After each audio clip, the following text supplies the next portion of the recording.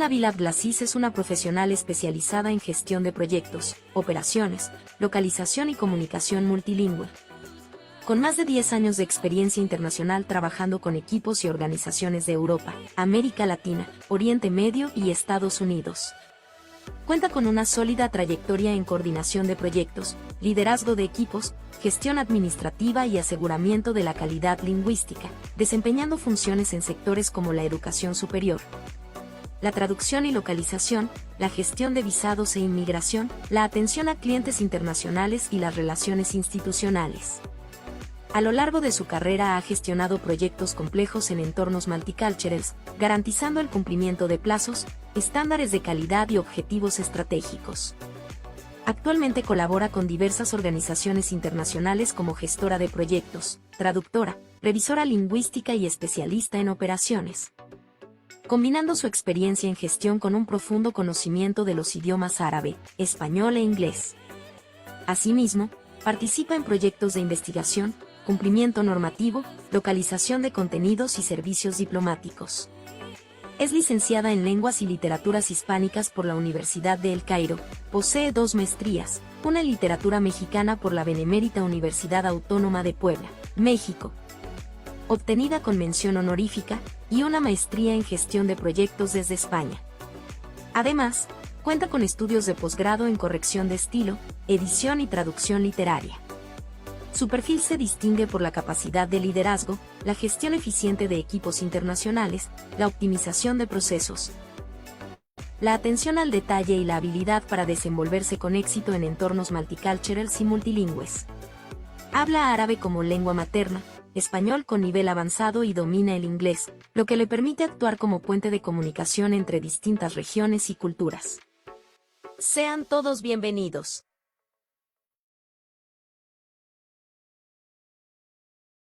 Hola, ¿qué tal, querido teleauditorio? Muy buenas tardes. Me da mucho gusto saludarle. Bueno, buenas noches ya.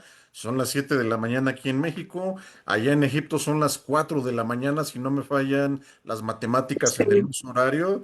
Y pues bueno, estoy muy emocionado y muy contento porque tenemos aquí a una persona que además de ser una excelente maestra de árabe, es un excelente ser humano, sin agraviar a nadie. Tenemos con nosotros a la maestra Julub Nabil Abdel Aziz. Fíjense que les cuento un poquito cómo la conocí. Hace un año surgió un sueño, Consorcio Académico ASCAM, una escuela de idiomas, y entre ellos incorporamos el idioma árabe. Para mi sorpresa, el idioma árabe fue el que más llamó la atención y de hecho sigue dando clases con nosotros. Aquí está también apoyándonos con otras actividades como lo es la traducción de los artículos al idioma árabe de nuestra revista Yusmare. Y pues bueno, siempre es un deleite, la verdad, aprender y platicar con seres humanos de gran calidad como lo es la maestra Julut. Y vamos a hablar de un tema muy interesante el día de hoy que tanto en México como en los países árabes yo sé que va a causar mucha emoción, va a causar recuerdos, cariño, en fin. Son un montón de sentimientos positivos, pero bueno, no se trata de que hablemos de mí ni de que yo me esté comiendo el tiempo de los invitados. Yo le quiero agradecer y ceder la palabra al mismo tiempo a la maestra Julud. Bienvenida, maestra, buenas noches desde México. ¿Cómo se encuentra? Muchísimas gracias, maestro. Muchas gracias por la invitación y muchas gracias a todos. Y pues estoy muy bien y muchísimas gracias otra vez. Muy agradecido por la invitación. Muchas gracias. Al contrario, gracias a usted por aceptar. Y pues bueno, ¿qué les puedo decir, querido teleauditorio? México tiene mucha influencia de los árabes, pero fíjense que esto, ¿cómo se llama? No necesariamente es por la conquista de los españoles. Sabemos que la península ibérica estuvo dominada 800 años por los llamados árabes musulmanes, que también les llamaban moros en la Edad Media. Los países árabes es un término que surge en razón del desmembramiento del Imperio Otomano, que dicho sea de paso, fue un imperio que hizo temblar a Europa durante 6 siglos de corridito, y el pan, que en México conocemos como cuernito y en Francia le llaman le croissant, que quiere decir en español luna cuarto menguante, era una manera de avisar a la población cuidado, ahí vienen los otomanos, refúgiense todos en sus casas o en un lugar seguro, no salgan. No había internet, las noticias no llegaban tan rápido como llegaban ahora, pero sí había una prisa por entregar los alimentos, ¿no? La gente no se podía quedar sin pan, la gente no se podía quedar sin comer, y entonces era una manera rápida de avisar, cuidado, ahí vienen los otomanos. Y la media luna, bueno, el cuarto menguante, mal llamado media luna, es símbolo religioso en el islamismo. De igual manera es utilizado como escudo en algunas banderas, como lo son Turquía, como lo son Túnez, Argelia. En Egipto no, Egipto tiene una bandera distinta, pero si no me falla la memoria, en Egipto también hay hojas membretadas del gobierno egipcio que tienen a la luna cuarto menguante. Ya la maestra Julut nos hará favor de explicarnos. Pero bueno, este desmembramiento del Sí. Imperio Otomano, provocado dolosamente por Francia e Inglaterra, fue por una simple y sencilla razón, el petróleo. Entonces, el petróleo llegaba para sustituir, perdón, al carbón, y pues se provocaron guerras, hambrunas, vino un éxodo de muchas personas del Líbano, Siria, Arabia, Egipto, en fin, y uno de los países preferidos por ellos fue México. ¿Por qué? Porque en México iban a encontrar un clima adecuado, paz, tranquilidad, estabilidad económica y estabilidad social, pero sobre todo paz y un nuevo empezar. Y bueno, ya sin más preámbulo, maestra Julut, yo le cedo la palabra y de verdad muy, muy contento de transmitir con usted. Adelante, por favor, aprendamos de la mejor. Muchísimas gracias, maestro. Bueno, primero contesto su pregunta. Antes nosotros teníamos otra bandera y sí, en esa bandera sí teníamos también pues esta forma. Se veía antes cuando también se veía, teníamos la unión con Siria, creo que en los años 50 también sí teníamos una bandera diferente y después del 52, sí, después de la revolución pues ya cambió la bandera. Sí, sí, Ah, también teníamos eso en nuestra ah, bandera. Sí, tiene razón. correcto. Bueno, comparto con ustedes mi, bueno, pantalla, un segundo. Adelante, por favor, muchas gracias. La maestra se hace referencia a la República Sirio-Egipcia, Sí, no me falla la sí, memoria, y después, sí. bueno, fue una república que duró muy poquito, después vino, este jefe de Estado, el presidente que nacionalizó el canal de Suez, Abdel Nasser, Abdel Abdel Nasser, así Nasser, es. que, Abdel que Nasser, así es. también... ¿Se acuerda, maestra? Bueno, ya hablaremos al final un poquito de él, porque vale la pena conocer lo que hicieron injustamente con Abdel Nasser. Pero bueno, yo le cedo la palabra, maestra. Bienvenida. Este es su casa, este es su espacio. Adelante, por favor. Muchísimas gracias. Pues la verdad, bueno, antes de empezar, quiero empezar confesándoles algo que esta plática no trata en realidad de lo que parece. Yo podría contarles sin más que hace poco más de un siglo llegaron a México unos cuantos miles de árabes y ahí terminar, pero esa no es la historia que me interesa y la historia que me interesa es una pregunta y de verdad siempre desde que llegué a México, porque tuve el honor de estudiar allá y pues convivir allá con su gente, de verdad a lo largo de 5 años y siempre tenía esta pregunta, pues ¿cómo es posible si llega alguien, un pueblo venido desde tan lejos, otra lengua, otra cultura, otro mundo? Se integrara en México tan rápido y tan a fondo y con tanto éxito, porque también desde que llegué me empezaron a hablar de que hay muchos libaneses, hay mucha gente aquí de origen, de ahí de origen libanés, pues en general de origen libanés y también pues iraquíes y también gente de Siria, pues, pero en general pues gente del Líbano y con mucho éxito y pues todos tienen que ver con el comercio. Entonces estaba pensando y bueno, me encontré, tuve también la oportunidad de encontrarme con varios allá en Puebla. Y sí me hablaron de pues muchos negocios y hablaban español muy bien y pues me estaban hablando de costumbres y que nuestras costumbres pues se parecen muchísimo y la verdad eso también lo vi con mis propios ojos, o sea, por eso eh, normalmente, bueno, por eso yo me quedé pensando, pues, ¿por qué eso pasó? O sea, ¿cómo llegamos a integrarnos así fácilmente y de esta manera increíble? Porque esto no suele pasar. En casi todas partes del mundo, el que llega de muy lejos tarda generaciones en encajar. Y cuando encaja, hay muchas veces, no encaja nunca. Aquí, en cambio, en una o dos generaciones, aquellos recién llegados ya se apellidaban Slim o Hayek o Sabinas incluso también. ¿Cómo lo lograron? Eso es exactamente lo que vamos a averiguar juntos pues esta tarde y pues para entenderlo hay que empezar, bueno, por el principio. Pues de dónde exactamente, o prácticamente pues para que no nos perdamos, pues de qué vamos a hablar hoy. Pues para tener una respuesta de esta pregunta, pues vamos a seguir tres pistas. La primera, las raíces, quiénes son los árabes y de dónde vienen y porque buena parte de la respuesta está escondida en su origen, en su lengua, en específico su lengua. Una lengua que ya estaba dentro del español, que hoy ustedes hablan. La segunda, como usted mencionó también, ese español, el que llegó con, bueno, les llegó con los españoles, pues tenía pues parte del árabe. La segunda también, pues, es el viaje, cómo y por qué cruzaron el Atlántico hacia México a finales del siglo XIX y quiénes eran exactamente los que llegaron.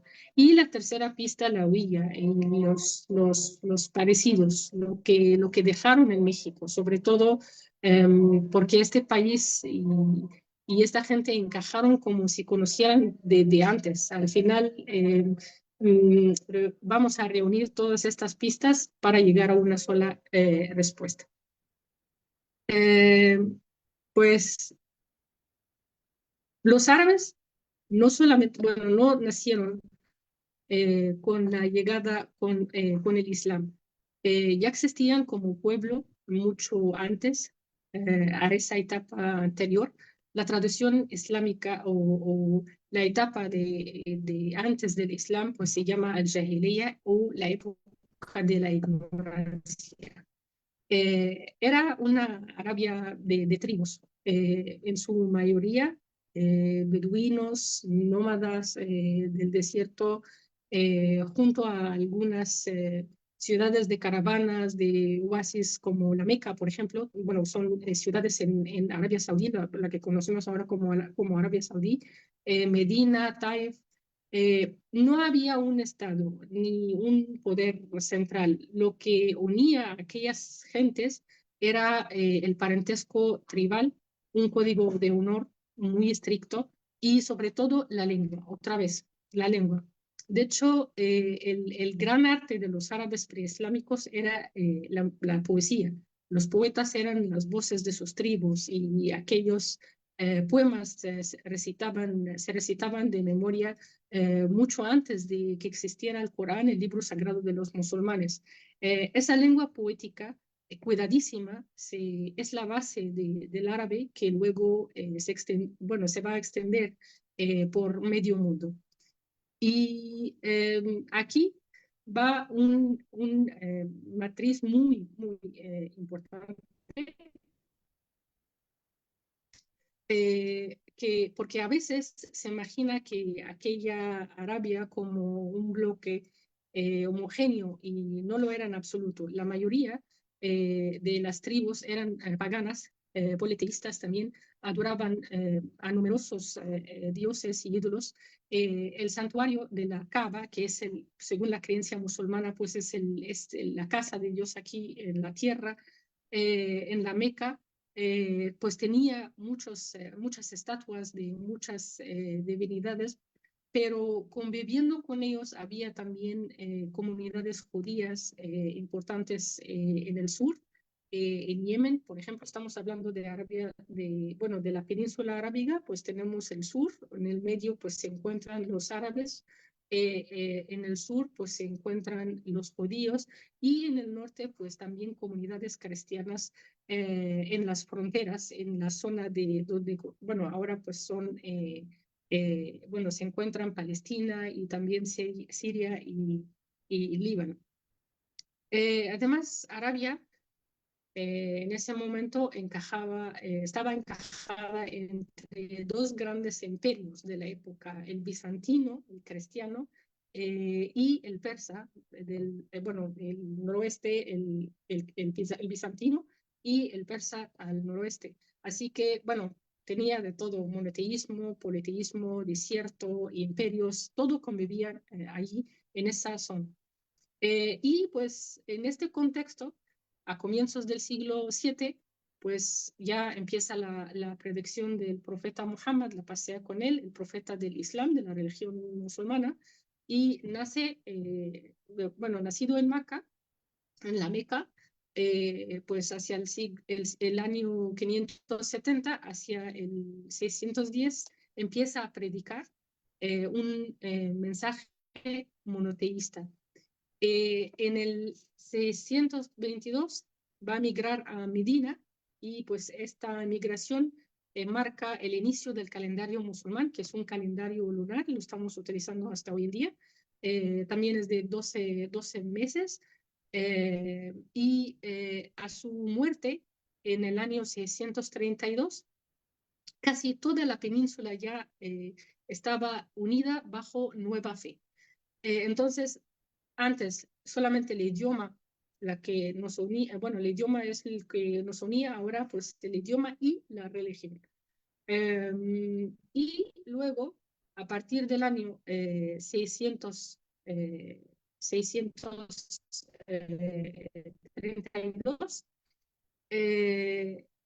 perdón, a partir del año 632, cuando ya organizados como un Estado, ya aparece el Islam político, digamos, los árabes empiezan, o los líderes empiezan a expandirse, o sea, con ellos ya, y con ellos también pues su religión, o sea, quieren no solamente pues estar en la península arábiga, sino pues salir para llamar al resto del mundo o hacer llegar al mundo el Islam, que es el mensaje prácticamente del mensajero de Dios, pues Muhammad, la paz sea con él.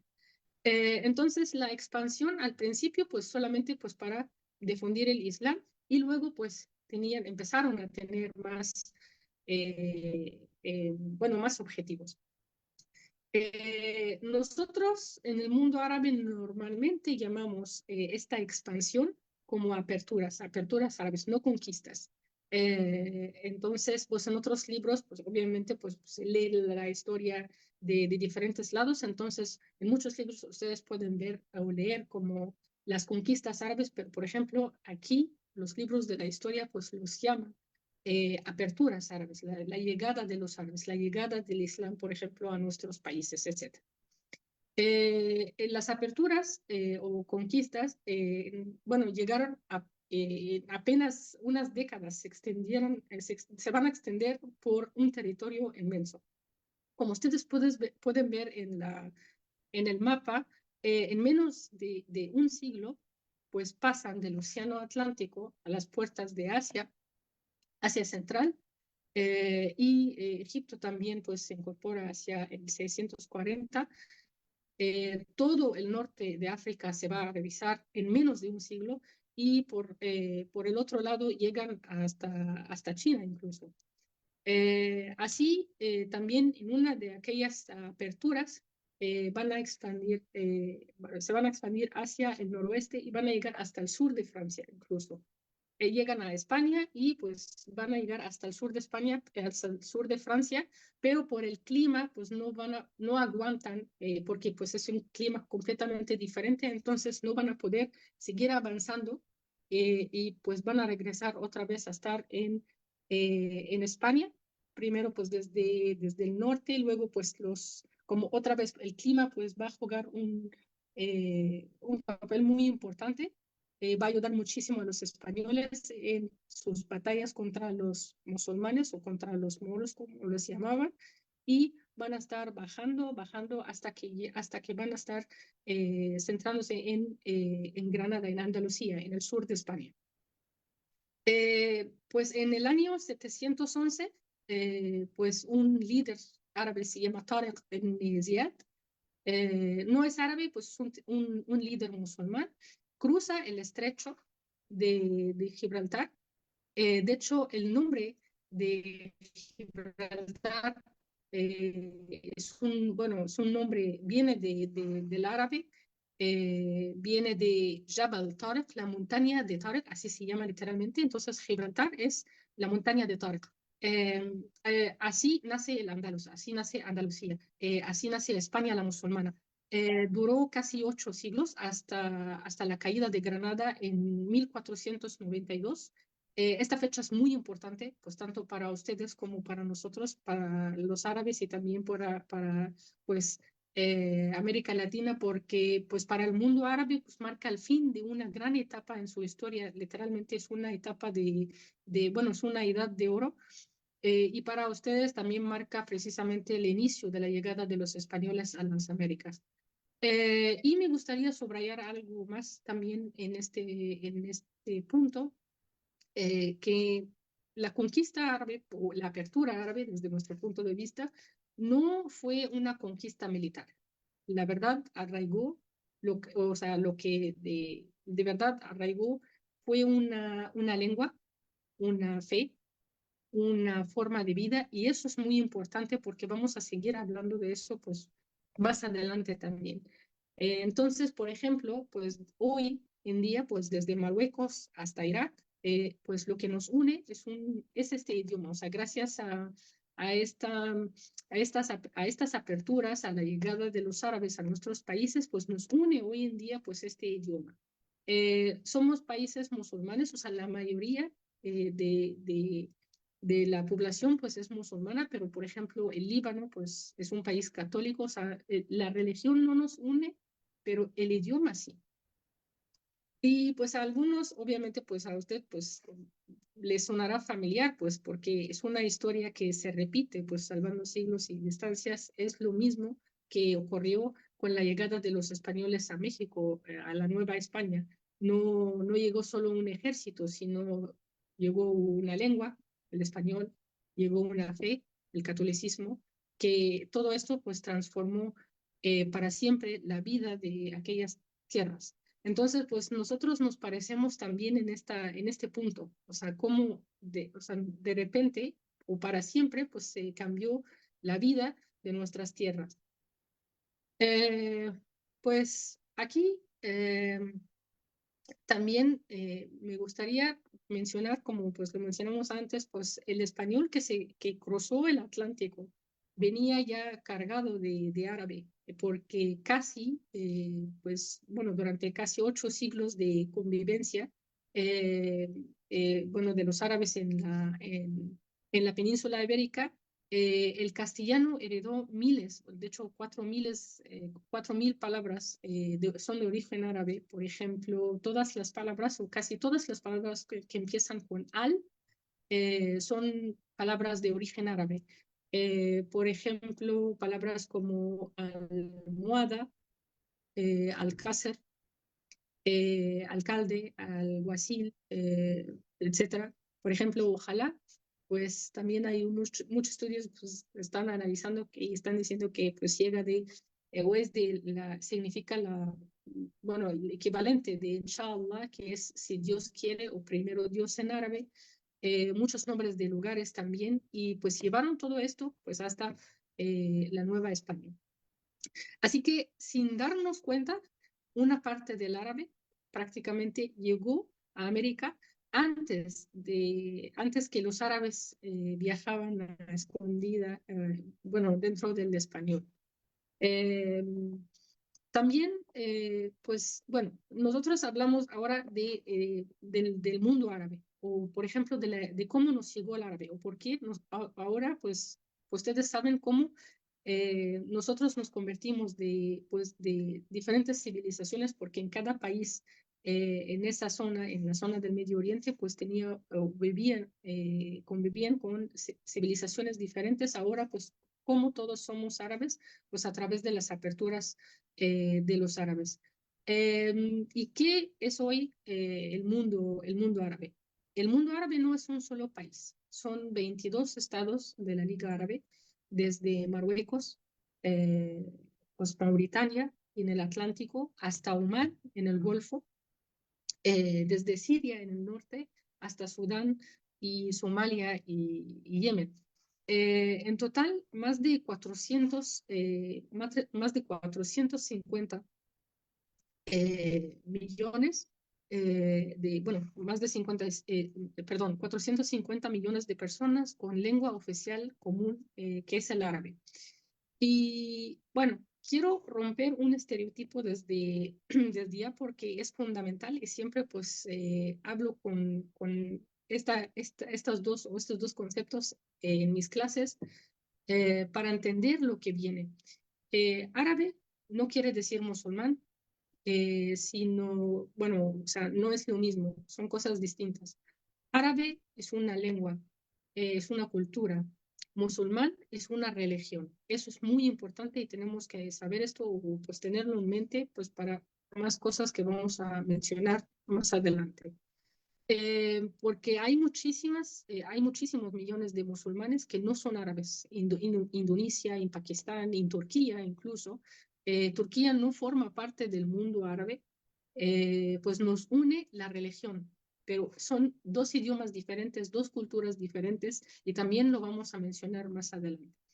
Hay millones de árabes que no son musulmanes, sino cristianos. También, por ejemplo, como lo mencionamos en el Líbano, en la antigua Gran Siria, pues hay comunidades cristianas. La Gran Siria, pues es donde se encuentran ahora Palestina, Irak y Siria.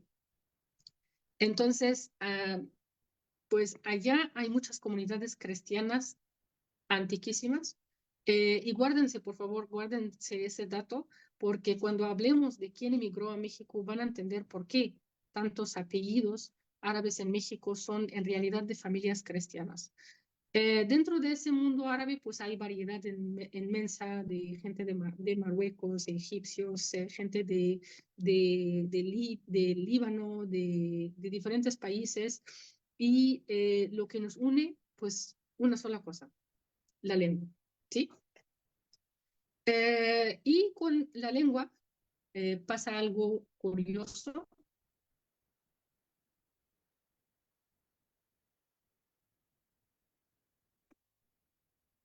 Este, que, bueno, ustedes lo van a entender perfectamente porque, bueno, ustedes hablan español, pues de México, de España, de Argentina, todos hablan español, pero con diferencias, o sea, de todos modos ustedes se pueden entender, pero, o sea, hablando, o sea, el español hablado normal, se van a poder entender, pero en el caso del árabe, pues es un caso completamente diferente. Si nos une la lengua, o sea, el idioma árabe, que el escrito, de hecho, es el estándar, el que por cierto, pues lo estamos enseñando en su escuela, es el idioma común, es el que une a todo el mundo árabe. Pues un periódico escrito en árabe estándar se entiende desde Marruecos hasta Irak, desde Siria pues hasta Sudán. Se entiende completamente, sin ningún problema. Los del Golfo lo entienden y pues también se puede hablar, pero lo que sí es diferente, pues son los dialectos.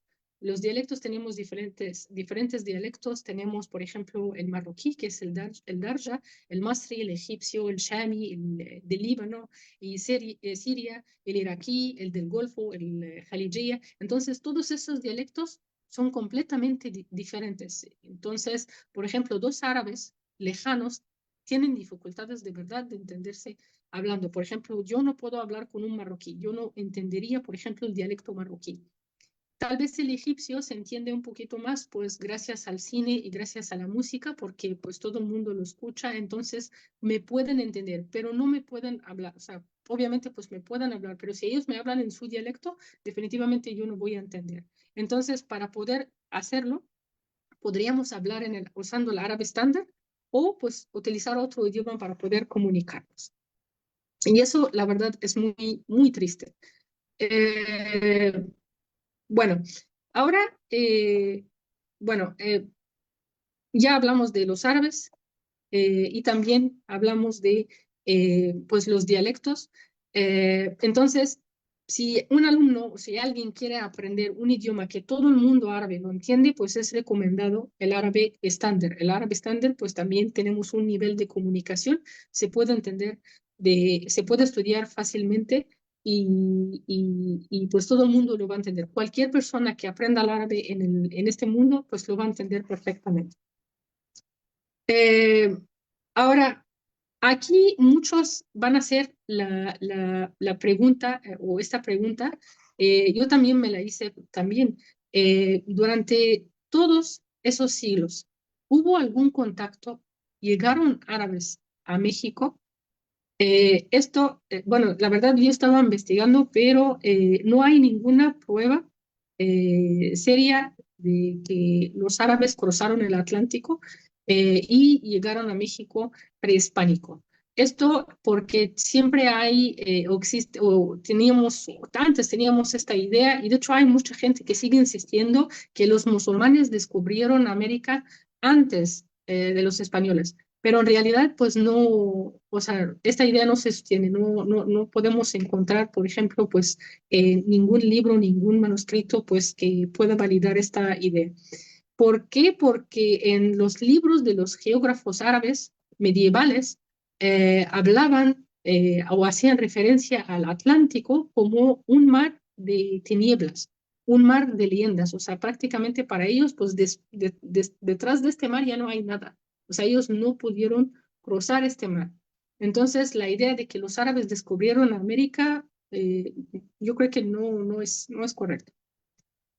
Y no hay ninguna crónica que cuenta que llegaron aquí, a México. Pero el contacto real que fue de otra manera, llegó a través de dos formas, como dijimos, por ejemplo, pues desde el Andalus, desde España, la musulmana, pues cruzaron el Atlántico, pues dentro del español, o sea, las palabras, las costumbres, porque desde 1492 los españoles, bueno, al momento de salir de España para cruzar el Atlántico, pues traían una cultura modelada por 8 siglos de convivencia con los árabes, la lengua, comida, forma de construir, incluso nombres de lugar. Y la segunda forma también, algunas personas de origen morisco. Los moriscos son los musulmanes convertidos forzosamente al catolicismo. Bueno, eran musulmanes y pues les convirtieron al catolicismo.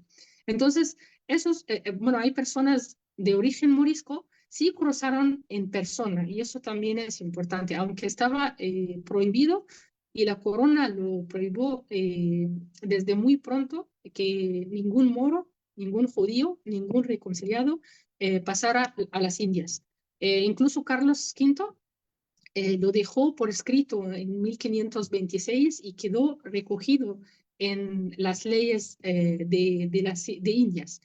Pero pese a la prohibición, algunos pasaron individuos sueltos, documentados, nunca familias enteras. Y esto es muy importante también. Entonces, pues en conclusión, la primera llegada masiva de árabes a México no es medieval, y es mucho más reciente, finales del siglo XIX y principios del siglo XX.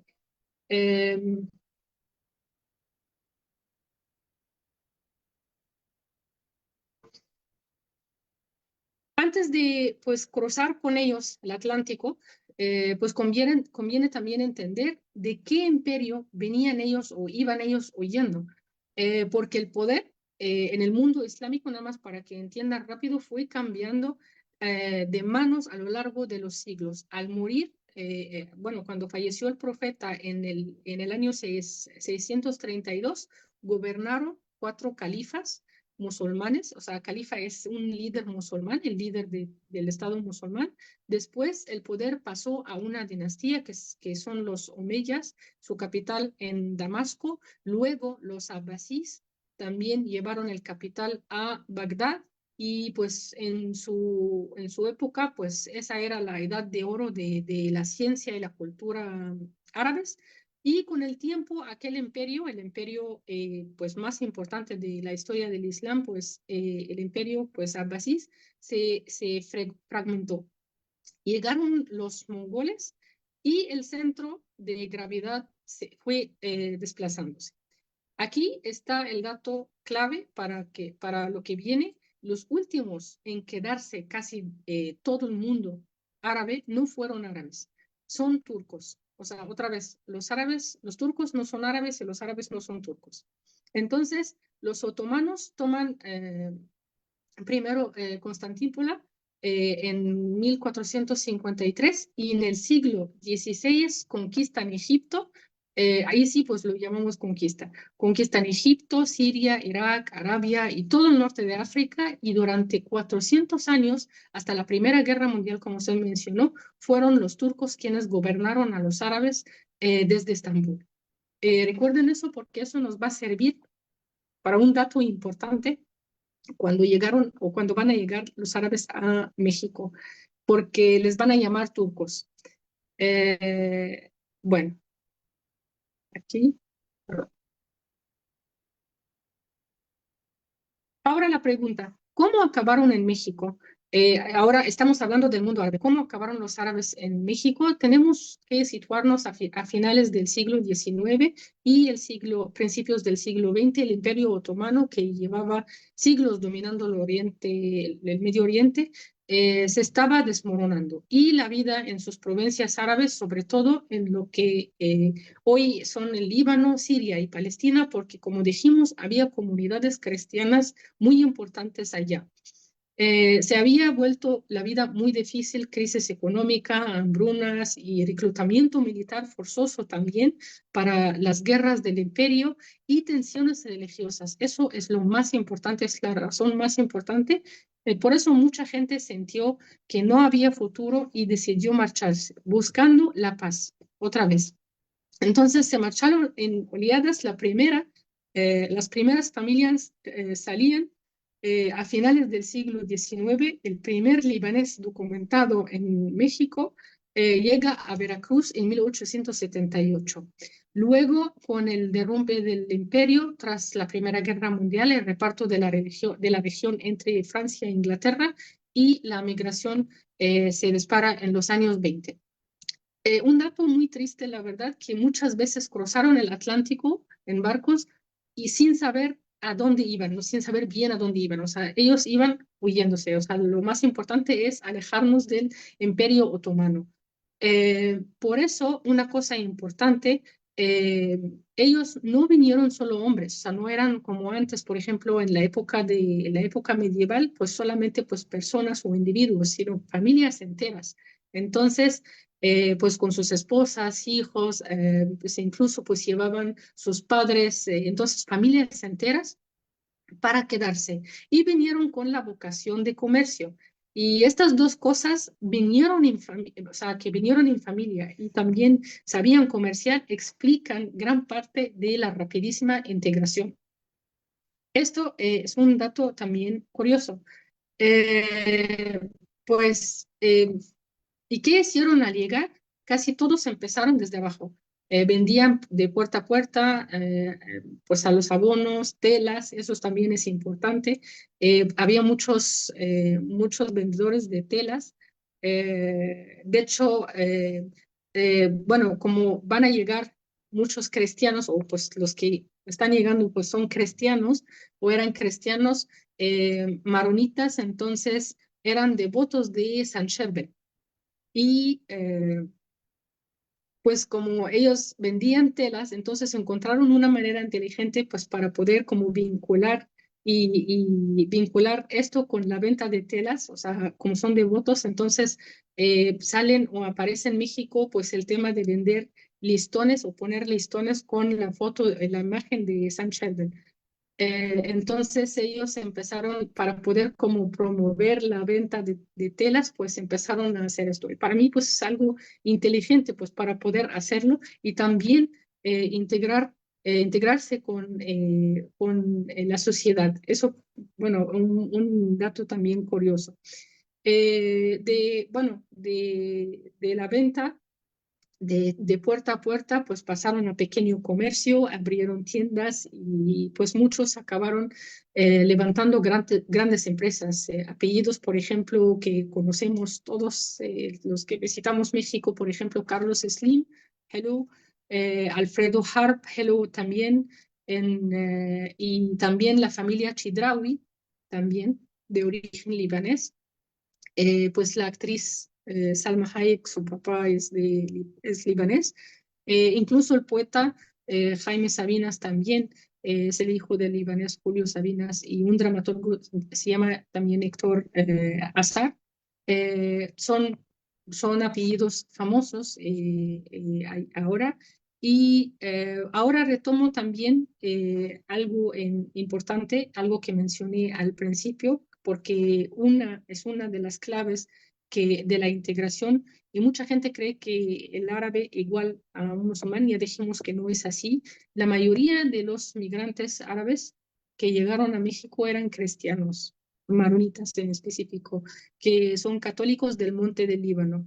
Otros ortodoxos, otros católicos orientales, también llegaron musulmanes, pero no muchos, o sea, en menor número.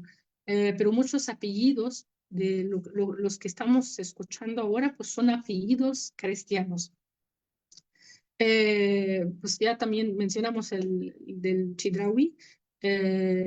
Eso sí, eso me llama mucho la atención porque, bueno, en ningún momento, pues cuando yo estaba en México, alguien mencionó que no es un apellido mexicano o pues no es, el dueño no es mexicano, por ejemplo, de las tiendas de la serie de supermercados. Entonces eso me llamó la atención, o sea, cómo México puede hacer pues a un inmigrante, convertirlo a lo suyo. Eso para mí es fascinante, la verdad.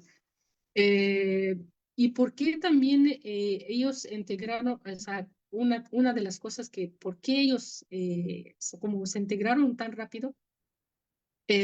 Pues vamos a dejar aparte lo de la religión, vamos a dejar aparte lo del idioma, pero pues podemos resumirlo pues a través de el aspecto cultural, o sea, perdón, el aspecto de costumbres. Por ejemplo, ustedes dan un valor importante a la familia. Eso también es igual aquí en el mundo árabe. O sea, el valor de una familia es algo eh, muy importante. La vocación de comercio también, los matrimonios mixtos, porque en cuanto llegaron empezaron a casarse, a hacer, bueno, casarse con pues mexicanos y mexicanas y pues ya en una generación eran ya de México. Y bueno, algo importante, como dijimos, los que llegaron, casi todos los que llegaron, pues eran cristianos, entonces la religión compartida, eso ayudó también en la integración muy rápida. Eh, la verdad, yo siempre pues mostraba mi admiración pues de que para ustedes la familia es algo muy sagrado, los tíos también, o sea, las familias grandes, o sea, la hospitalidad también, o sea, igual que aquí. Ustedes cuando hacen preguntas o preguntan, ¿qué haces aquí? ¿Por qué vienes desde tan lejos? O sea, no con morbo, o sea, están contentos, quieren saber más, o sea, quieren escucharnos, quieren abrazar a un extranjero, hacerle sentir que está en su casa. Eso igual, lo que estoy viendo aquí en mi cultura árabe, igual. Por eso yo veo que la integración rápida fue algo normal. O sea, me siento en mi país. Siento que esta gente pues es mi gente, o sea, lo mismo. No hablamos el mismo idioma, pero pues entendemos pues ciertos valores. Eso es muy importante, el respeto a la madre. Por ejemplo, algo muy interesante, las bodas, pues el ruido, y una boda larga y pues con música y baile, o sea, eso literalmente pues estamos aquí, o sea, un libanés no sentiría como, o sentiría como en casa en una boda mexicana, o sea, de verdad o sea, muy, muy parecido a las bodas de aquí, por ejemplo. También el humor y el arte. Nosotros aquí pues, o sea, cuando me estaban explicando lo del albur, pues yo les dije, pues yo lo entiendo, o sea, yo entiendo, o sea, como que es algo muy mexicano, entonces pues creen que, o creían que pues es difícil que otra persona lo entienda. Y sí es cierto, o sea, lo del doble sentido no es fácil, uno se encuentra, por ejemplo, en todos los, bueno, no en el humor de todos los países, pero el doble sentido o el albur es un tema muy importante también y en el mundo árabe, pues sobre todo en Egipto, hay una larguísima tradición de sátira política en especial, o sea, no en general, como por ejemplo el albur, tengo entendido que el albur cubre todos los aspectos de la vida, pero aquí la sátira política también es muy importante y pues dominamos este tipo de humor aquí. Llegamos a una parte importante, pues siempre me llamaban la atención y me invitaban, por ejemplo, pues oye, pues no sé si extrañas pues la comida de tu país, entonces te invitamos a unos tacos árabes, porque yo estaba en Puebla. Entonces, bueno, yo les decía muchísimas gracias porque los musulmanes no comemos cerdo. Entonces me decían, pues si no comen cerdo, entonces, pues, ¿cómo es de origen árabe? Porque todo el mundo sabe que es de origen árabe, pero pues yo también me quedé pensando, ¿por qué si es de origen árabe? Pues es o sea, es de cerdo, ¿no? Entonces, es muy interesante porque esto forma parte de la integración. Eso fue muy inteligente por parte de los árabes porque los migrantes árabes trajeron el shawarma. O sea, lo que están viendo ahora, pues literalmente lo que nosotros estamos viendo en las calles aquí, pues esta carne marinada que gira en un asador vertical, este trompo, todos conocemos. O sea, aquí en el mundo árabe se llama shawarma. En Puebla nace primero el taco árabe, que popularizaron sobre todo familias de origen iraquí, como Tabe, por ejemplo, los Tabe. Se servía con pan árabe, parecido al pan pita, y carne de cordero. O sea, al principio, carne de cordero. Y más tarde, al llegar el trompo a la Ciudad de México, en los años 50, en los años 60, si no me equivoco, se transforma, se cambia el pan por la tortilla de maíz y se le pone adobo de achiote y se corona con la piña y ahí nace el taco al pastor. ¿Cómo pasó del cordero al cerdo? Aquí está otra vez la historia de la fusión. O sea, los árabes no necesitaban imponer nada. O sea, los árabes prácticamente pues hicieron esta fusión. O sea, eso es todo. El plato original era de cordero, como mandaba la traducción del Oriente, del Medio Oriente, pero como la mayoría de los migrantes eran cristianos, no musulmanes, para ellos el cerdo no era ningún tabú. O sea, para los musulmanes sí, pero los cristianos no era tabú. Por eso llegaban y también si llegaban a un país profundamente, puede consumir cerdo sin ningún problema, donde el cerdo también era más barato y más abundante y el favorcito al paladar local, así que al pasar de las manos árabes a las cocinas mexicanas, la carne se cambió de forma natural, del cordero al cerdo adobado. Y lo de al pastor suele explicar por el modo pastoril de asar la carne, heredado de aquel cordero original. Este taco literalmente nos sirve para volver a nuestra gran pregunta. ¿Por qué el taco al pastor es una imposición? Porque el taco al pastor no es una imposición, perdón, es una fusión. Los árabes no llegaron a imponer su comida, la mezclaron. O sea, ellos eran inteligentes porque saben que la cocina mexicana no le falta literalmente nada. O sea, no le falta nada. Entonces no pueden ir a imponer, sino pues fusieron perdón, o sea, hicieron esta fusión de su comida. Los árabes la mezclaron con la de ahí hasta crear algo nuevo y completamente mexicano. Y aquí va la idea con la que me gustaría cerrar los sociólogos cuando estudian la migración que si la inmigración tiene una forma bonita de medir, si una comunidad de verdad se integró exitosamente, no basta con que la dejen entrar. La integración profunda se da cuando lo que esa comunidad aporta, una costumbre, una palabra, un sabor, la sociedad que la recibe y lo adopta y lo hace suyo. Eso es lo más interesante que pasó en este caso. Eso pues significa que la integración pues se completó y se hizo exitosamente, se realizó exitosamente. Hasta que, bueno, en algún momento México olvida de dónde vino. Pues bien, no hay nadie en México siente que el taco al pastor es algo extranjero. No es nada extranjero, es mexicano, es un plato mexicano y es de los platos más mexicanos que existen. Entonces, quizá la mejor prueba que México no solamente recibió los árabes, sino también los hizo suyos, igual que este taco. Pues espero que pues les haya agrado pues esta plática. No sé si tienen alguna duda, alguna pregunta, algún comentario. Muchas gracias, maestra.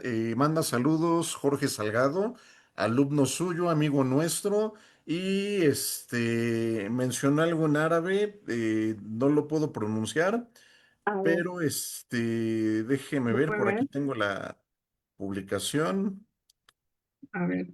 y si no, ahorita le preguntamos a nuestro querido Jorge, Jorge, si nos escuchas, por favor, ¿dónde, cómo se llama? Dejaste tu comentario, por favor, la publicación. Manda de igual manera saludos Tita Hernández. No sé Gracias. si la conozca, maestra. Forma parte de nuestro equipo de trabajo de igual manera. Y pues Muchas nada gracias. más. Tenemos muy buena Vale, difusión. La verdad agradecemos sobremanera esta explicación. Aprendimos mucho. No me imaginé que a finales del siglo XIX, que fue ya cuando México más o menos empezó a recuperar de un caótico siglo XIX, valga la expresión, llegara el primer árabe documentado. Otra de las cosas importantes a comentar, perdón, estaba tomando un medicamento. Otra de las cosas importantes a comentar es el gran cariño que, como usted lo mencionó, maestra, les empezaron a llamar árabes por el idioma que hablaban. Primero se les dijo turcos por el pasaporte otomano. En Argentina sí, sucedió algo similar.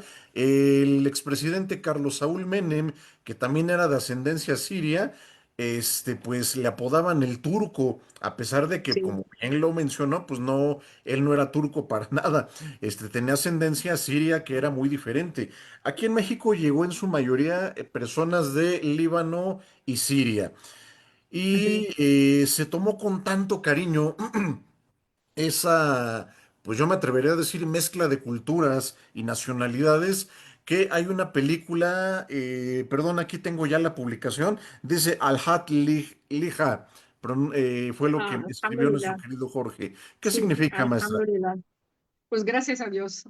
Gracias a Dios. ¿Cómo se pronuncia? Sí, alhamdulillah, Alham, alhamdu, alhamdulillah, Alhamdulillah. sí, Ok, alhamdulillah. Se lo voy a escribir acá, aquí, alhamdulillah. Alhamdulillah. Qué interesante. Muchas Alhamdulillah, gracias. sí.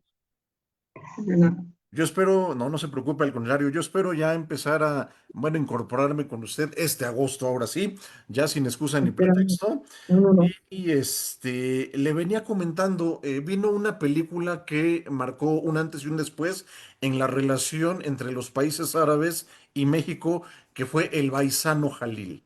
El Baisano Sí, Jalil, protagonizada por los actores de la época del cine de oro, Joaquín Pardavé y Sara García en paz descansen, ilustran justamente esto que menciona usted. Gente que no sabía con certeza a dónde iban a llegar, algunos sí tenían conocimiento de que vendrían a México y pues México ya a partir de los años 40 hasta la década de los 70 era conocido por ser un país pacífico, tranquilo y en donde se podía volver a empezar y empezar bien. Y llegaron estos comerciantes Yo recuerdo que mis abuelos, en paz descansen, decían que muchas tiendas donde estaban los árabes o los judíos tenían ahí a los niños trabajando, enseñándoles el negocio, y entonces Mm. no era mal visto, al contrario. De hecho, reprendían a los niños de la época, los niños mexicanos, porque les decían, mira, él también está en el negocio familiar, deberías de aprender tú también. Por ejemplo, si aquí en Mm, México tenemos un negocio de venta de carne de puerco, empieza a, ¿cómo se llama? A empaparte del negocio. Así como ellos están vendiendo telas, empápate tú mm, también. A finales de los 80, maestra, vino un programa de televisión que no es muy conocido porque no se le dio la misma difusión que la mm, película del Baisano Jalil, y se llama El hermano Farid. En ese programa de televisión actuó Ari Telch, que dicho sea de paso, también es un actor mexicano con ascendencia libanesa.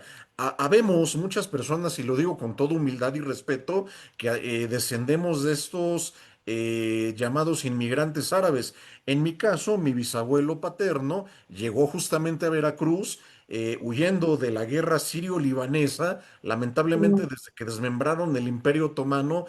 Algunos países que formaron parte de ese gran imperio se la han vivido en pleitos, en guerras. Ahí sí, la verdad, desconozco la razón, si es por cuestiones religiosas, si es por cuestiones étnicas, como sucedió en África, donde trazaron fronteras, incluyendo comunidades que históricamente han sido rivales, y pues obviamente ahí jamás van a convivir en paz. Y aquí, como lo comenté desde un inicio, dolosamente, Francia e Inglaterra desmembraron, el Imperio Otomano, porque ya se había descubierto el combustible que sigue moviendo todavía al mundo, que es el mm. petróleo. Tenemos una pregunta de Alfonso Gómez, que si se conoce algo de la historia de San Charbel, maestra Julut. Algo mencionó usted al respecto. No sé si pudiese repetirlo, y si conoce sobre San Charbel, por favor, adelante.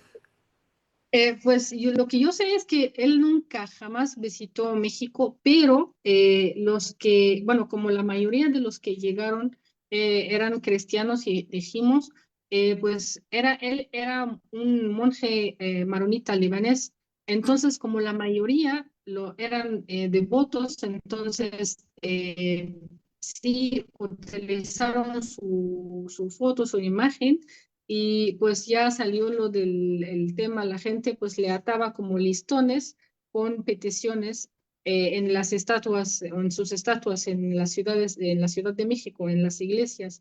Y eso, eso prácticamente lo que yo sé. La verdad, eso me llamó la atención porque yo escuché su nombre allá. Yo dije, pero este Sherp, o sea, este nombre, yo lo escuché, o sea, este me suena como árabe. Entonces, yo todo el tiempo en México pensaba que él estaba, que él vivía allá, pero en realidad no. Los que vivían allá, los que le llevaron su, digamos, parte de su religión hasta allá, pues son los libaneses, son los inmigrantes que llegaron hasta México. Él nació en 1828 y murió en 1898 y canonizado en 1977.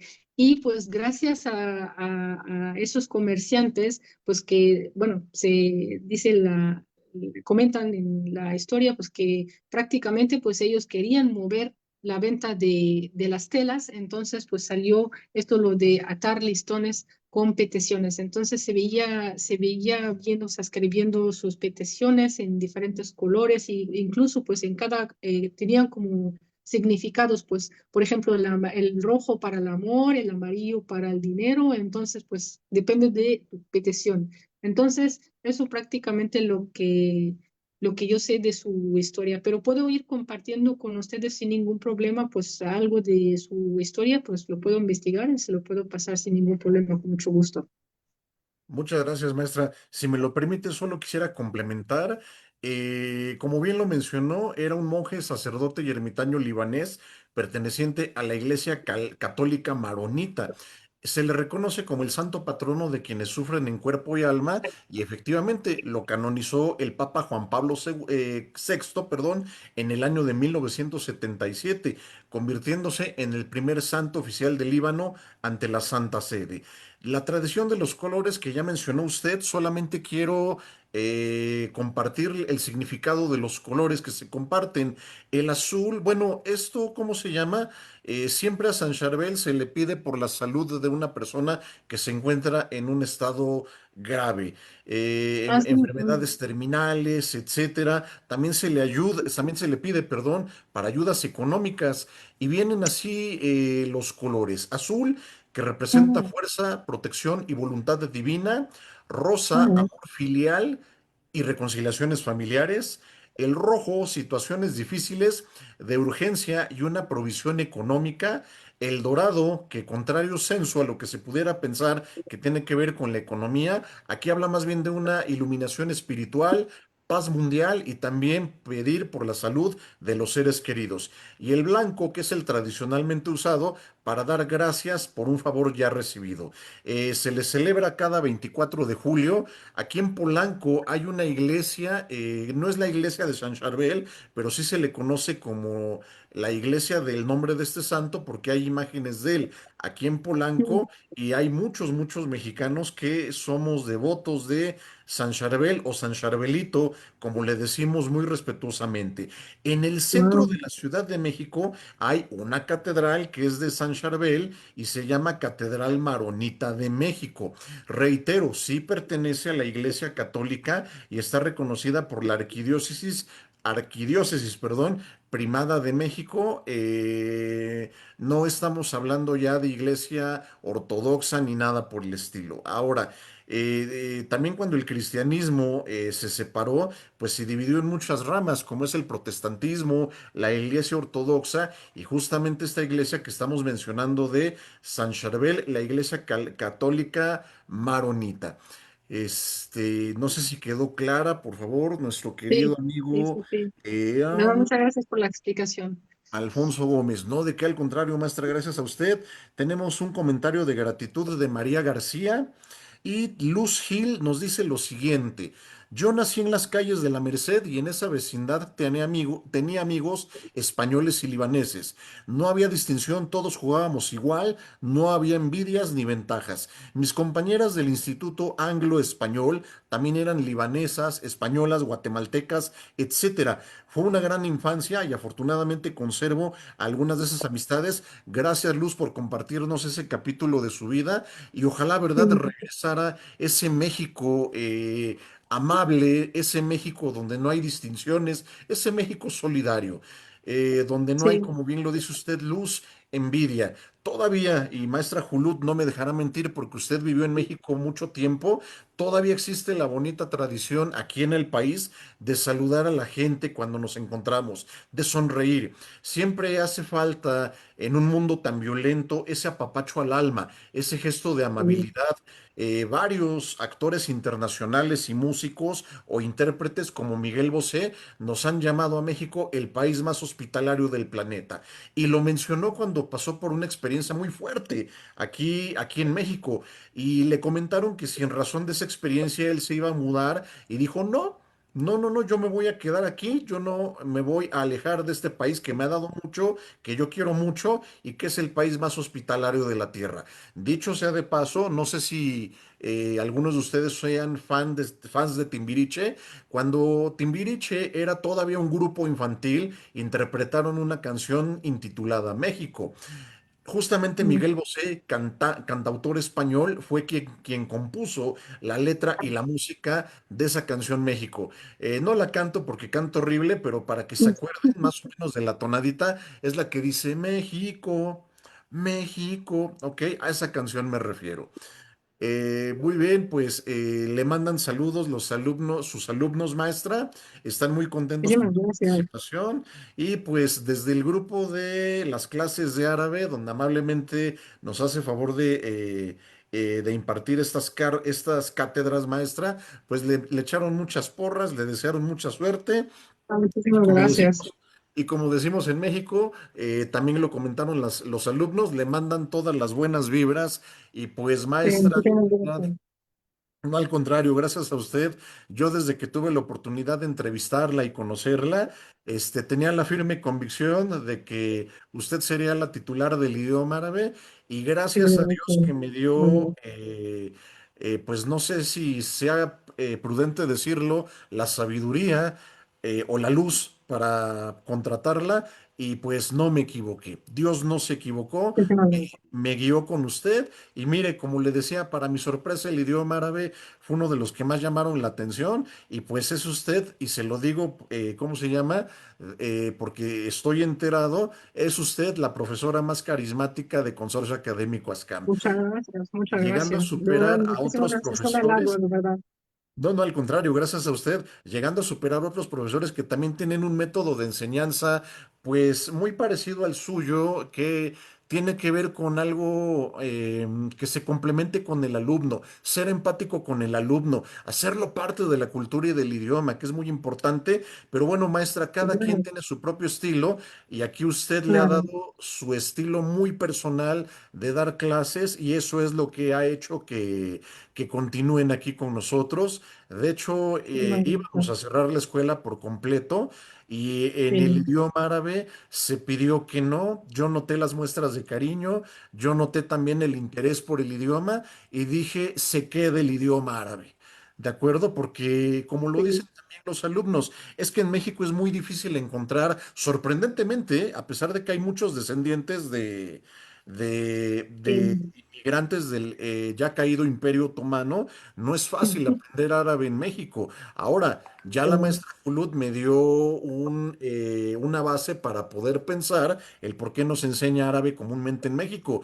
Y es que, como ella lo mencionó, hay una escritura estándar donde todos pueden leer, pero si lo hablan sí, ya no es igual, lo cual se me sí. figura a nosotros como mexicanos o como hispanoparlantes, que a lo mejor podemos entender un poco a los portugueses o a los italianos, pero Mm, no podemos entender a los rumanos. Los rumanos son el hermano olvidado latino. Nosotros los mexicanos no podemos entender el rumano. Los oímos hablar y no entendemos lo que están diciendo. También puede suceder con el francés. El francés, si bien es cierto, también derivó del latín, no es tan parecido como el italiano o el portugués. Aquí, por ujú, ejemplo, como hispanoparlante, si ustedes no dominan el idioma, pero si hablan despacito el portugués y el italiano, podemos entender algunas cosas y podemos comunicarnos a medias. Pero sí ujú, con el francés, bueno, al menos hablo por mí. A mí sí me costó mucho trabajo entender y aprender el francés y para que no se me sí, olvide, mm, lo practico sí. dejando recados, dejando mensajes en francés. Mi calendario, de hecho, lo tengo en francés porque dije, no, no, no, tanto esfuerzo que me costó aprenderlo como para olvidarlo. No, por favor. Y maestra, me imagino usted también vive una experiencia similar, ¿verdad? Con el idioma Sí, francés. la verdad con el francés sí, o sea, es que en árabe también no tenemos estos sonidos nasales, por ejemplo, o sea, para nosotros el francés en Egipto, hablamos de Egipto, pero, y también pues otra vez por la división de región entre entre Inglaterra y Francia, entonces nosotros pues nos tocó Inglaterra, entonces prácticamente pues no estuvimos en contacto con el francés mucho tiempo. Pues por eso es muy difícil, la verdad. Para mí es muy difícil el francés.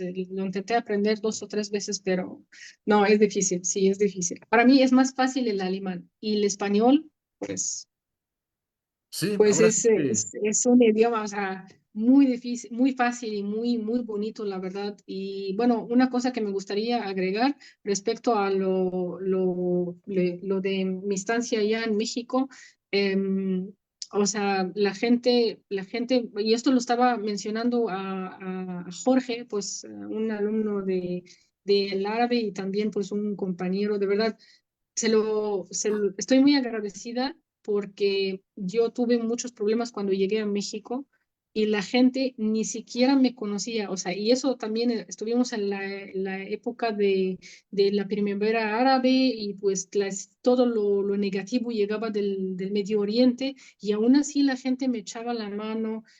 O sea, de verdad, de una manera increíble. Por eso esta experiencia, la experiencia de conocer México, o sea, me cambió literalmente, o sea, me hizo ver el mundo de una manera diferente. O sea, hay gente que está dispuesta a dar y no está esperando nada y eso es de verdad, muy interesante y también se parece aquí. Por eso digo, nosotros nos parecemos muchísimo. O sea, los mexicanos, o sea, pueden llegar a ser árabes, pero hablan español. O sea, tienen muchísimas cosas, tenemos muchísimas cosas en común.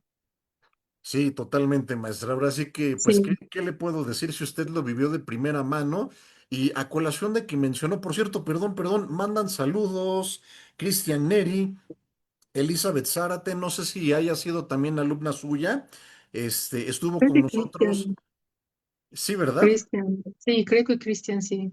Cristian Neri, Elizabeth Zárate estuvo con nosotros en el idioma ruso y en el noruego, y también le manda saludos Ivonne Thomas. Muchísimas gracias a todos, muchas gracias. No, al contrario, maestra. Y bueno, a colación de que mencionó un poquito Inglaterra, que como bien lo mencionó, tuvieron más contacto con ellos que con Francia. Sí, Se mencionó un poquito a Gamal Abdel Nasser.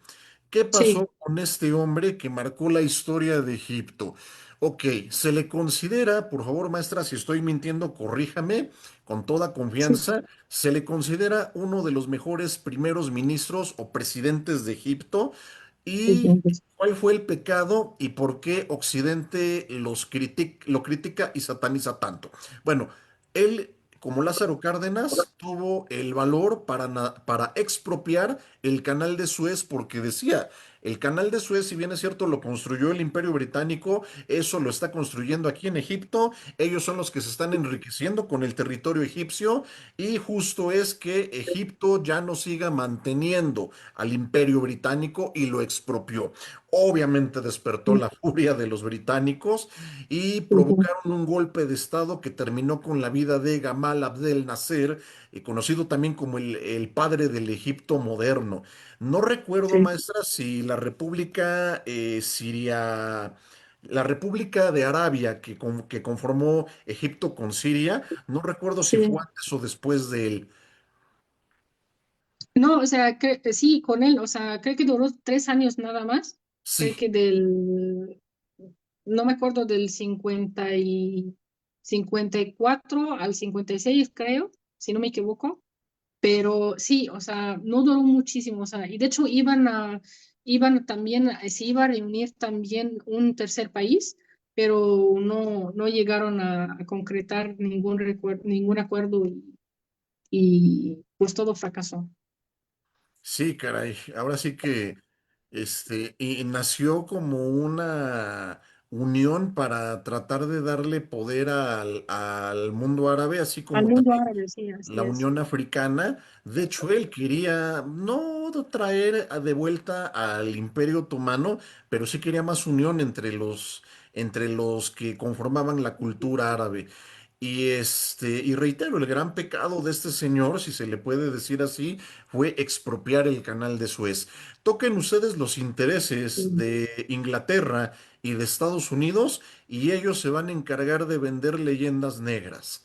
De verdad, o sea, no es la primera vez que esto sucede, ya lo platiqué en una ocasión en este espacio. Si a Lázaro Cárdenas no se le declaró la guerra como lo tenía pensado hacer Inglaterra y Estados Unidos en su momento, fue porque ya estaba por estallar la Segunda Guerra Mundial. Entonces Estados Unidos lo que quería eran aliados, no quería enemigos y por esa razón los gringos no hicieron nada. Ahora, ya para poder terminar, si es que no hay más aportaciones y preguntas, quiero comentarles que Gamal Abdel Nasser concedió el derecho de voto a las mujeres, prohibía toda discriminación homosexual, lo cual es un gran avance para un país en su mayoría islámico, concedía protección a las mujeres trabajadoras y pues trató de llevar a Egipto a un mundo moderno, un mundo más empático, pero sin perder la tradición y el respeto por su cultura. Otra cosa muy importante, a lo mejor y aquí algún día tengamos como invitado a alguien de la embajada de la Gran Bretaña para que nos pueda responder si de todo lo que ellos cobran del Museo Británico, todo lo que se robaron, porque esa es la palabra que está en la sala de Egipto, a Egipto le dan siquiera un centavo de euro por todo eso recaudado. Es lo justo. ¿De acuerdo? Ahora De sí que estoy. hecho, lo triste es que dicen que pues se encuentran allá piezas más que las que se encuentran en el Museo Egipcio Nuevo, que es Así el es. gran museo. Sí, y eso es lo más triste porque ni siquiera pues no, bueno, llegamos a ningún acuerdo pues para que nos puedan devolver esas piezas o parte de estas piezas. Sí, son piezas importantes. Sí, desgraciadamente, maestra, y como siempre lo digo, piratas son piratas, digo, no es nada personal, pero no olvidemos de quiénes descienden los ingleses y no olvidemos que los mejores piratas en la historia fueron ingleses. Ya tenían muy arraigada la cultura marítima, desgraciadamente la utilizaron para mal, como fue el delinquir, y algo negativo que Sí. aprendieron de los vikingos fue el principio del gano o arrebato. ¿Qué significa eso? Si pacíficamente no logro mi cometido, entonces busco un pretexto para declararte la guerra. Ahora también el argumento que utilizan mucho los ingleses fue que yo lo descubrí cuando Egipto formaba parte del Imperio Británico y por Ujú. derecho me pertenece. Ok, pero en realidad, seamos sinceros, Imperio Británico, dominaste un tercio del planeta y tan no tuviste empatía con tus colonias y tuviste mucho acceso a ingredientes y especias, era para que tuvieras una gastronomía de primer nivel, que estuviese a la altura de la mexicana, la francesa, la china, la peruana, pero ni eso. Es más, maestra, usted no me dejará mentir, yo no conozco ningún platillo tradicionalmente inglés que tenga una influencia árabe, a pesar de que, reitero, dominaron países árabes como lo fue Egipto, como lo fue el propio Qatar, Kuwait, Arabia Saudita, y ni así. ¿Por qué? Porque ellos desgraciadamente no llegaron con una idea de descubrir gastronomías y mezclar culturas. Ellos llegaron con una mentalidad de te voy a conquistar y tú lo único que vas a hacer es proveedora de riqueza, obviamente que a mí me beneficie, mientras yo a ti te dejo en la pobreza. Por eso, desafortunadamente, entre otras razones, África está como está. Llegaron con esa mentalidad y el pobre continente africano, pues nada más no se puede levantar, salvo poquísimas excepciones. Pero bueno, maestra, no sé si guste adicionar algo, por favor. La verdad, por cierto, dicho de paso, maestra, presúmanos, por favor, porque ese museo que nos comentó, hasta donde yo sé, es el más grande del mundo, ¿correcto? El Gran Museo de Sí, Egipto. la verdad sí, de hecho yo lo visité hace unos días y sí es muy grande. Aún, bueno, eso lo triste, porque yo estaba comentando, o sea, como que sí es grande, pero para mí está vacío. O sea, el Museo Egipcio, el que se encuentra en el Cairo, pues de hecho está lleno, o sea, con más piezas, pero bueno, el guía nos comentó que pues están intentando pues conseguir pues piezas de diferentes museos, pero lamentablemente pues no se concreta nada hasta este momento. Lamentablemente pues hay unas salas casi vacías, o sea, no hay nada. El museo es demasiado grande. De hecho, voy a buscarles fotos para compartirla con ustedes. De verdad casi vacío. Es grande, sí, pero pues la mayoría de las piezas, especialmente pues la sala de Tutankamón, pues esta debe cubrir como, o debe estar en 6 salas, literalmente en 6 salas. Entonces nosotros tenemos nada más 2 salas y el resto pues prácticamente vacío. Entonces, ¿dónde se encuentran todas estas cosas? Pues a veces el gobierno pone adentro anuncios de que pues las piezas se llevaron a una exposición fuera del país y va a regresar en tal fecha, pero pues ahora, o sea, eso lo veía antes en el Museo Egipcio antiguo, pero ahora pues ni siquiera se encuentran estos anuncios. Entonces los guías nos estaban comentando que pues lamentablemente estas piezas ya salieron del país y no podemos hasta este momento pues devolverlas. Sí. Sí, la verdad que qué triste. Ojalá y pueda Sí, recapacitar el gobierno británico, porque eso por derecho les pertenece. Y mire, ojalá y tengan al menos la delicadeza de que haya una exposición temporal y prestar las piezas, prestar entre comillas, porque insisto, eso fue ojalá mínimo, robado. sí. Sí, eso fue Ojalá. robado, las cosas como son. Ojalá y pudiera, entre comillas, prestar las piezas. Digo, tanto Egipto como el Reino Unido pertenecen al Acuerdo de Facilitación de Comercio de la OMC. Entonces digo, caray, no cuesta nada prestar las piezas y que ingresen a Egipto vía una importación temporal. O sea, pero bueno, aquí quiero traer un dicho muy mexicano que cita, no hay ratero que no sea desconfiado. Reitero. nada personal en contra de los ingleses ni de los gringos, pero Sí, sí. desgraciadamente es lo que históricamente han demostrado. Y los hechos notorios se desahogan por su propia especial naturaleza. Aquí sí no estamos obligados a comprobar nada porque son cosas que son más que evidentes. Ahora sí que no se puede ocultar lo que, reitero, es visible a todas luces, maestra. Pues sí, sí, sí, sí, estoy de acuerdo con usted. Perdone, siempre tiene que salir ese espíritu rebelde, ¿verdad? Bueno, maestra, pues no sé si quisiera agregar algo más, por favor, este es su espacio, siéntase con toda la confianza. No, al contrario, de verdad, muchísimas gracias por su tiempo, por escucharme, porque me dieron chance de compartir esos datos con ustedes. Y pues espero ver a todos en alguna clase, o sea, ojalá pues podamos hacer una clase muestra, pues para que podamos hablar del árabe, el árabe escrito, entendido, bueno, escrito y hablado, entendido por todo el mundo árabe, porque estamos enseñando el nivel comunicativo. Otra vez, ustedes pueden utilizarlo para comunicarse sin ningún problema con cualquier árabe o cualquier persona que aprenda el árabe. Entonces, un gusto estar aquí con ustedes y muchas gracias otra vez por la invitación, maestro. Y espero ver a ustedes pronto en una clase de árabe. Claro que sí, maestra, con todo gusto. Pues si les interesan las clases de árabe, chicos, ya saben, aquí tenemos a una maestra cuya lengua madre es el árabe y lo sabe enseñar muy bien y habla perfecto español. Así que no se preocupen porque, ay, ¿y qué pasa si la maestra no habla español? Porque había candidatos antes de que yo contratara a la maestra Julud que solamente hablaban inglés o francés. Y pues dije, no, a ver, es que los alumnos se van a confundir si meto a un traductor. Y qué mejor que venga una maestra que hable perfecto español. Y cuando me dijo, viví en México, dije, conoce la cultura perfecto y se va a llevar muy bien con los alumnos. Y doy gracias a Dios porque me dio esa luz para decantarme por la maestra Julut. Y pues ya tenemos un año, ¿verdad, maestra? Más de un año dando Sí, de hecho, sí, clases. más de un año, sí, más de un año, sí. Más de un año y de verdad los alumnos, Sí.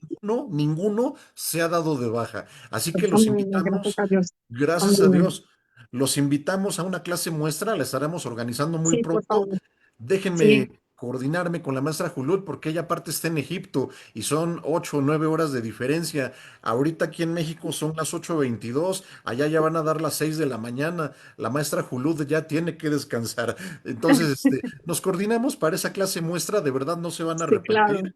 Y Sí, ya claro, para que ningún alumno, muchísimo gusto. perdóneme que le interrumpa, maestra, ya para que ningún alumno se dé de baja, es porque están aprendiendo y aparte hay un muy buen ambiente. Discúlpeme, Sí, maestra, gracias a Dios. quería comentar algo.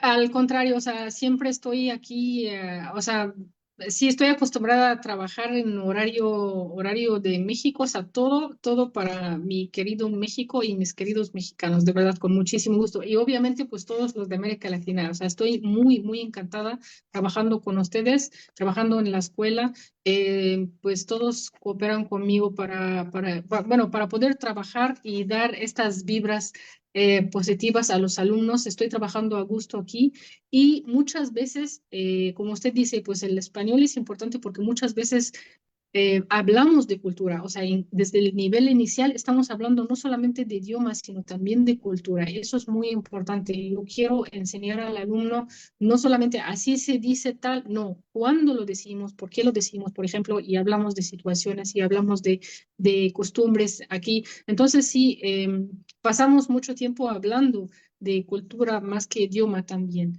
Estoy muy, muy contenta por formar parte de la escuela, maestro, de verdad, y muy agradecida porque también Dios puso a usted y su equipo en mi camino. Muchas gracias, maestra. Pues esta es su casa, ya sabe, Bueno, pues, ojalá algún día podamos coincidir, ya sea que usted inshallah, venga pronto. nuevamente a México Inshallah. o me toque ir a mí allá a Egipto, me encantaría. Es un país maravilloso, que le ha Muchísimas aportado gracias. mucho al mundo y pues ojalá, ¿verdad? Ojalá, que por cierto Inshallah. en árabe quiere decir si Dios quiere o Dios quiera, ¿verdad, verdad, maestra? Exactamente, así es, exactamente. Muy bien, pues bueno, gracias nuevamente, maestra Julut, por aceptar la Muchas gracias. invitación. Una gran Muchas alegría gracias. conversar con usted y aprender de usted. Muy Juan, amable. agradecemos el apoyo con la transmisión en vivo y Sí, querido claro, muchísimas teleauditorio, gracias. gracias por seguirnos, ¿no? De qué, maestra, al contrario, que ya sabe, cuando guste participar, siempre es bienvenida. Y Hasta bueno, luego, querido Sergio. teleauditorio, les deseamos una excelente noche, cuídense mucho y gracias por sintonizarnos. Que tengan una excelente Muchísimas noche. gracias. Hasta luego, que descansen. Hasta luego. Hasta luego.